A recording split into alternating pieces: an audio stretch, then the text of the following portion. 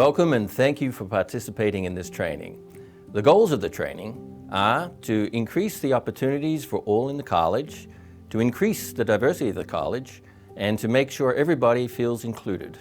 The focus of the training is to raise self-awareness and help us better understand the environments and history that shapes each of us, and the systems that grant advantages to some while denying advantages to others.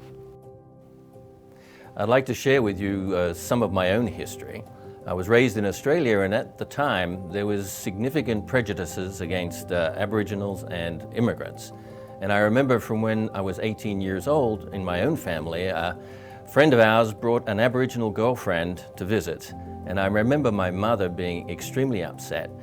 So my mother warned me about the dire consequences that could follow from having that kind of relationship. So when I was growing up as a young man, I also spent a lot of time in the country working on farms and in environments that were male-dominated, such as athletic clubs, football, cricket. The attitudes towards women and minorities in those groups was significantly prejudiced and biased, and at the time I didn't realize just how strongly those biases were established in those groups, or how they affected me and the target communities. So when I was first introduced to the term white male privilege, I didn't really understand what it meant, and now that I think back on my own history, I realize that it did apply to my experiences as a young man, and I think it still applies in the US and at MSU. So although I've always believed that equity is a basic human right, my understanding of white male privilege has been greatly enhanced by the cultural training you're about to take, and also another experience that I had, which was called the White Males Caucus. That was a 4-day retreat in Chicago.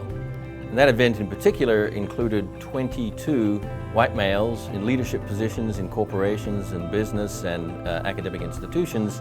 And for 4 days we spoke about the privileges and attitudes that many of us had. And it was really very eye-opening. Understanding of implicit bias is also a difficult thing to come to terms with, and it's greatly enhanced by hearing the stories of people from minoritized communities, as you will do so here.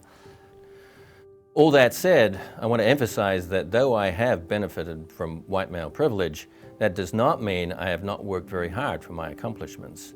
What I want to emphasize is that we want to give those opportunities to all. Understanding privilege helps us understand how our experiences are different from those of marginalized groups who may have had much more difficult histories.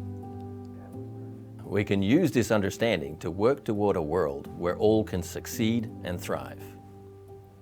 There are several reasons that these trainings are important. First, it is very challenging to overcome our biases. These trainings are a first step in raising the awareness of our community, building empathy towards those who have suffered from systemic biases, and building understanding of the fact that systemic changes are needed.